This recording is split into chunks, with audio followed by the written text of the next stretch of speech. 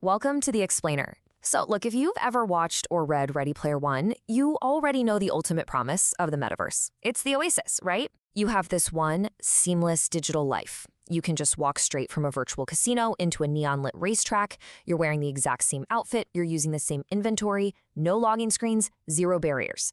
But let's look at the reality of what we've actually built. Instead of this limitless connected universe, we've basically created a disjointed, fragmented mess of walled gardens. It's literally just 100 different apps that completely refuse to talk to each other. Today, we're going to explore exactly why moving between virtual worlds is the single biggest unsolved problem in tech. And, spoiler alert, the barriers aren't actually made of code. They are made of cold, hard cash. Okay, let's dive into this, because there is a massive, kind of hilarious absurdity in our digital lives right now. On one side, we have the internet as we know it today. It just works. You use the exact same email address on Gmail and Outlook. You can upload the same JPEG to Twitter, Discord, or, an email attachment. The web just interoperates seamlessly. But on the other side, look at the so-called metaverse. You can spend $400 on a digital Gucci bag in Roblox, but if you load up Fortnite or VR chat right after, you're completely empty-handed. You are practically naked in the very next app. You literally have to rebuild your identity from scratch every single time. To really understand why this happens, we need to break down what interoperability actually means. People throw that buzzword around all the time, but there are really 5 distinct layers to it. Layer 1 is identity, things like your login and username. And hey, credit where it's due, that actually works pretty well. You can use your Google or Epic account to log into a bunch of places. But then look at layers 2, 3, and 5. Your 3D avatar, your items like a custom sword or a car, and your data like your friend lists and your progress. Those are entirely broken. Layer 4, money. Well, that only half works. Standard dollars flow fine, but try taking your Fortnite V-Bucks over into Minecraft. You absolutely can't. And the crazy part here, the layers that us users actually care about, the avatars, the items, the data, those are the ones completely locked down. To see how we ended up here, we actually have to look backward at the history of the internet itself, because right now, we are stuck in the 1990 era of the metaverse. Think about it. Back in 1990, if you had an AOL email address, you could only email other AOL users. The CompuServe folks were completely walled off in their own little garden. It wasn't until 1993, when the SMTP standard was finally adopted everywhere, that these servers could suddenly talk to each other, and the internet truly exploded. Fast forward to 2026, and we are right back in that isolated AOL stage. But, with 3D worlds, Fortnite, Roblox, Minecraft, they are all isolated islands. The metaverse desperately needs its own SMTP for 3D. Part 1. The billion-dollar wall. The business case against interop. Which brings us to a really uncomfortable truth. The lack of connection between these digital worlds isn't some unfortunate tech glitch that engineers just haven't figured out yet. Actually, it's a deliberate, highly profitable business strategy. And the core of that strategy really comes down to this one massive number, 30%. That is the standard platform tax taken by giants like Apple, Google, Sony, and Xbox. Meanwhile, platforms like Roblox take an even bigger cut. They keep up to 70% while the developer gets whatever is left. Now, if interoperability existed, you could buy a skin in Roblox, where Roblox takes the cut, and then wear it inside Fortnite. Meaning Epic Games, the maker of Fortnite, would have to spend their computing power rendering a skin that they made absolutely $0 on. From a corporate perspective, there's no way. Why would you ever allow your competitor to eat your revenue? And this brilliantly illustrates the sheer scale of what's at stake here. $5.5 billion, that's a B. That is the estimated annual revenue Fortnite pulls in solely from selling digital cosmetics. We're talking skins, pickaxes, emotes. Now, put yourself in their shoes. Imagine you are the CEO of Epic Games. If you open your borders and even say 20% of your users start bringing in outside assets instead of buying them directly from your store, you could lose over $1 billion in a single year. You'd be fired instantly. The financial terror of losing that captive audience is exactly why these borders remain so tightly shut. Now, consider the retention trap. We call this the lock-in loop. Let's walk through it. Step 1. A user buys $500 worth of skins in a specific game over a couple years. Step 2. Those sunk costs accumulate. Step 3. That creates a massive psychological and financial switching cost. Think about it.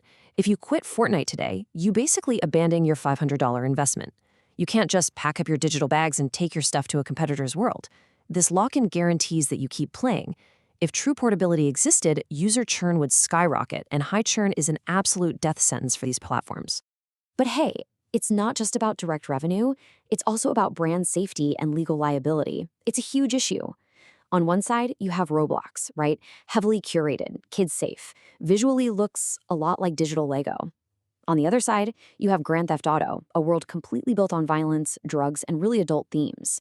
If assets could freely cross borders, someone could theoretically import a highly realistic violent weapon from GTA straight into a children's game on Roblox. Or imagine a luxury brand's digital clothing suddenly popping up in some unregulated, inappropriate virtual space. It guarantees an absolute nightmare of instant lawsuits. So to curate an experience, you absolutely need closed systems. So what we're really witnessing across the entire tech industry is a classic prisoner's dilemma.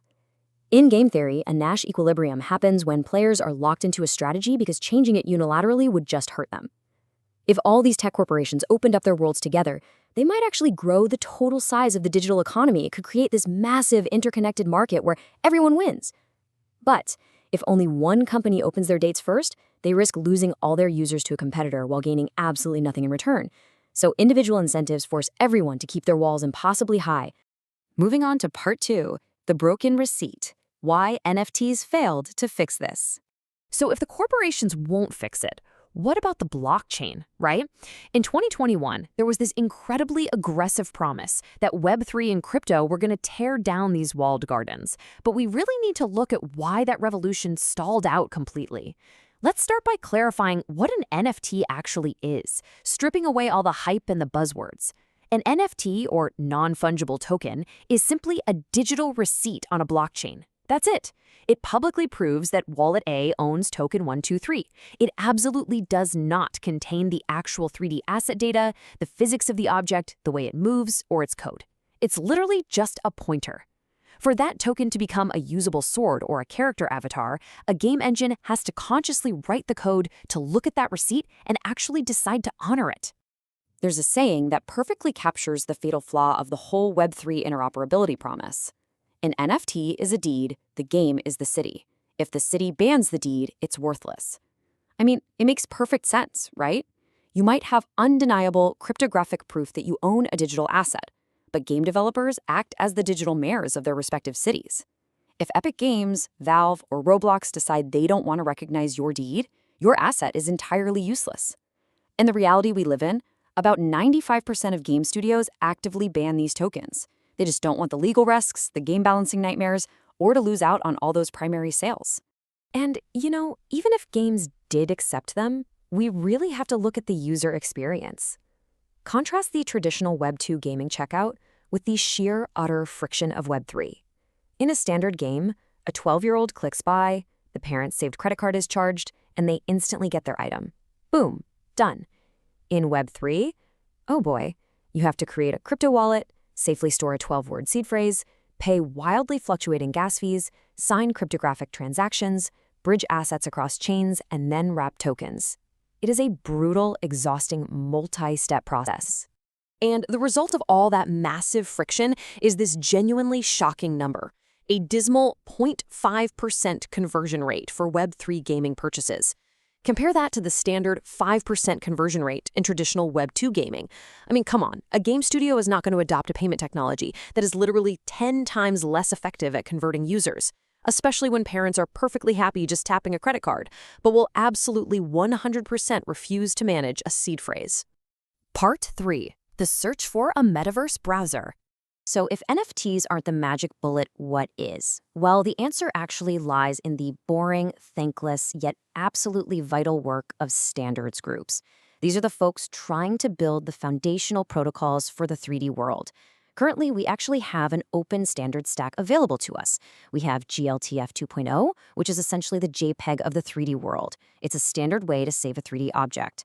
We have VRM 1.0, which acts as a standard for avatar anatomy, basically mapping out how digital bones and hair should move.